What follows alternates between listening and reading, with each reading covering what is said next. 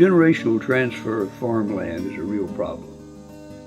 Most of the people that I talk with who have forest land have inherited it. They're second, third generation owners of it, and their interest may have varied. They may have diverged, and that becomes increasingly difficult for them to keep a goal of holding the land and the family together to pass on to their children.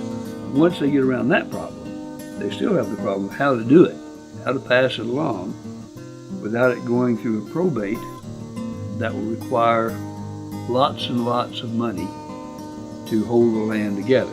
I always like to see people looking out ahead and either forming some form of a corporation to do it or a trust to do it. If those owners don't take one of those steps or something like that, chances are that forest land's going to be busted up. All right, so we're talking about legacy. And the question is, what will your legacy be? My name is Adam Downey, and I'm an extension forester with Virginia Cooperative Extension. I'm housed in our northern district, serving the northern Piedmont and Shenandoah Valley of Virginia. And I work together with three other colleagues throughout the state, and then in partnership with the Virginia Department of Forestry. This partnership with the Virginia Department of Forestry has resulted in one of our programs called Generation Next, where we're working with landowners. That's been our primary emphasis in the past 6-7 years, and getting them tools and understanding and connections to be able to pass their land on to the next generation. It's about awareness and education, not getting it all figured out. Just like when we're working with landowners and advising them to work with a professional forester to sell timber, we're advising landowners to work with professionals in this arena, the attorneys, the CPAs, and might also be your investment advisor, your forester. Build a team to help make this happen in a way that's going to best meet your goals. Do you still need a will? Yes. You need to have your will, you need to have an executor name, but your will should be pretty short. Like I said last week, your trust is the meat and potatoes of your estate plan. Your trust basically would say, whatever I didn't get into my trust while I was alive, take it through the probate process and get it over there. What happens if you don't have an estate plan? One of the things that seems to stick well with a lot of folks is that everybody has an estate plan, whether they think they do or not. You either have a plan that you have put in place and that you have been in charge of and been involved with your attorney in putting together, or you have what we call the default plan. And the Commonwealth of Virginia has an estate plan for everybody who doesn't have a will or other estate plan in place. And so if you were to pass away without an estate plan, your assets are going to go in accordance with state law. And typically that would be to your spouse. And if you have children from a prior marriage, they would receive a portion of your assets. If you're not married, your assets pass then to your next of kin, so your children or grandchildren. And so those are the default rules. One of the problems or concerns if you just go by the default rules is that you have this much greater chance of the property having to be divided, split up, and not stay intact. Generational planning to keep the land intact and getting it down to the next generation in a thoughtful way is really what the core of the estate plan for a typical landowning family should be. It's also important that you understand that you don't have to be an expert when you go in to see your estate planning attorney. You don't have to walk in and say, I think I need, or I want a trust, or I want a limited liability company. That's not your job. Your job is to do your best to convey your information to your attorney in an organized way and to let them know what your goals and hopes are for your property. And if you can start with that premise and go into that first meeting with some of those things sort of fleshed out in your mind as to how you wish your property to be transferred to the next generation, you're well on your way to establishing a great estate plan that can ensure a successful transition of the property intact to the next generation. What do you see out there? I'm Joel Cathy. This piece of property is called Long Branch Farm. It's 575 acres. Originally it was bought by my boss about 9 years ago. Aurelia and I bought a half interest in it 4 years ago. And then 2 years ago, we wound up buying the other interest. So at that point in time, she and I owned it together. We put it in an LLC called Long Branch Farm. Now that we owned it, we started working a little more in earnest and started thinking about down the road. We've got a daughter and a son-in-law, and now we have a grandchild that's a little over a year old. And so we started thinking about, what was going to happen. And I had attended a workshop, Generation Next, and that already had been thinking about what to do, and that kind of spurred me on much more. So we started going talking to an accountant and talking to a lawyer about what the possibilities were.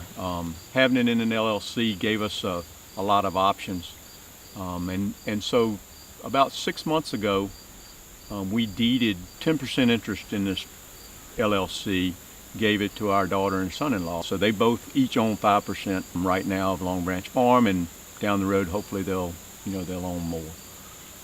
This place probably wouldn't suit everybody, but it suits me. It's got a lot of variation to it, and hopefully it'll be a good place to raise a grandson. Whoa! That was a good one. Well, I guess when my dad offered to gift us 10% of this property, we felt really thankful to be a part of it, and now it feels like it's more ours instead of just coming to visit his land. And we know that it'll be ours one day, but it does feel good to have it be a part of our family and our memories going forward.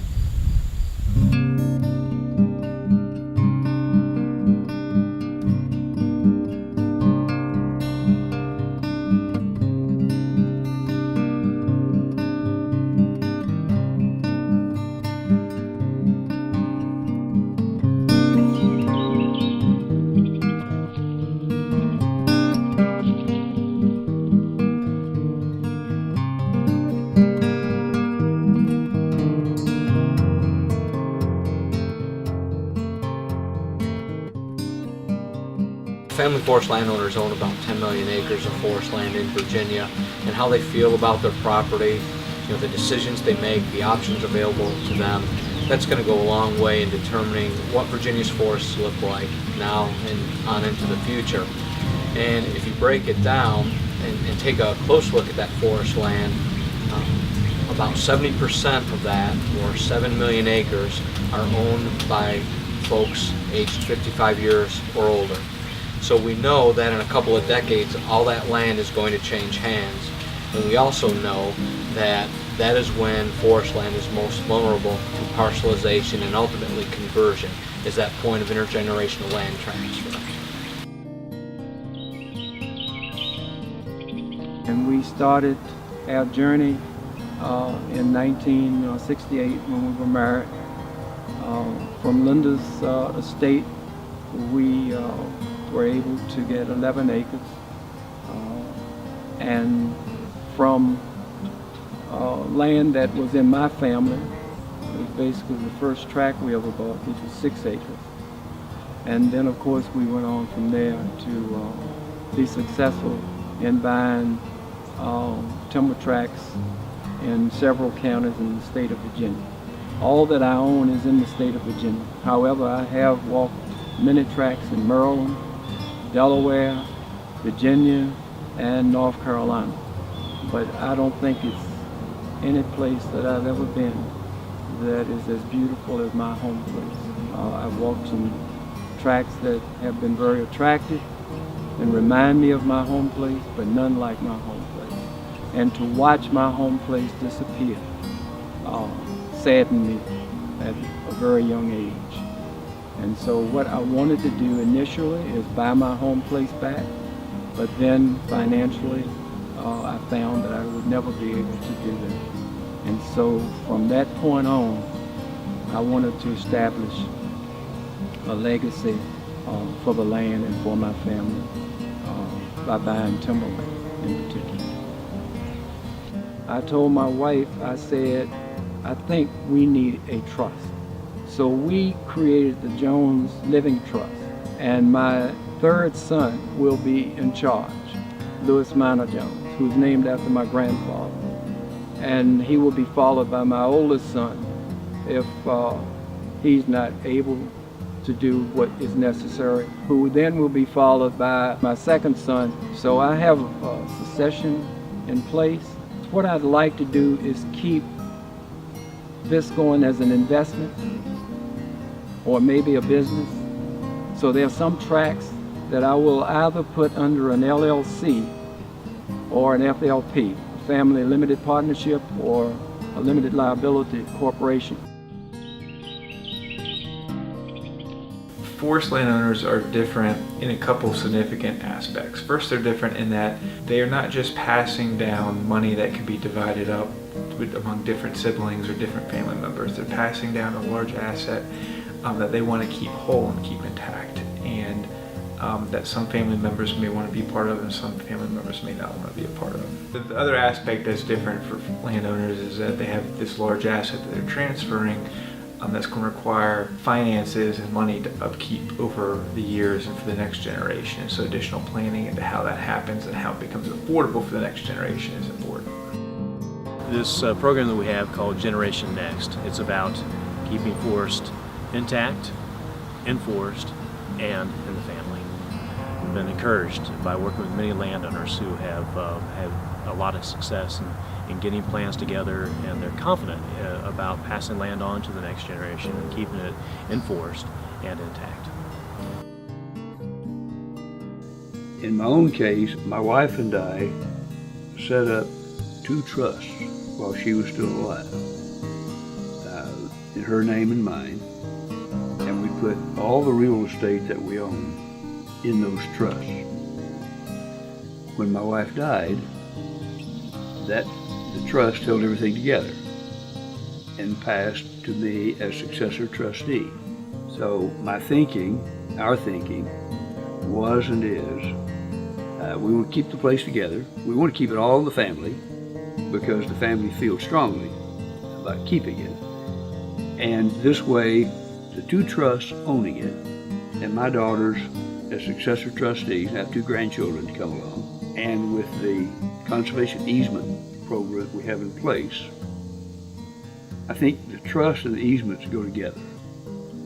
With those, that ensures that the generational transfer can take place easily, and will ensure that my final view of the place can come to pass.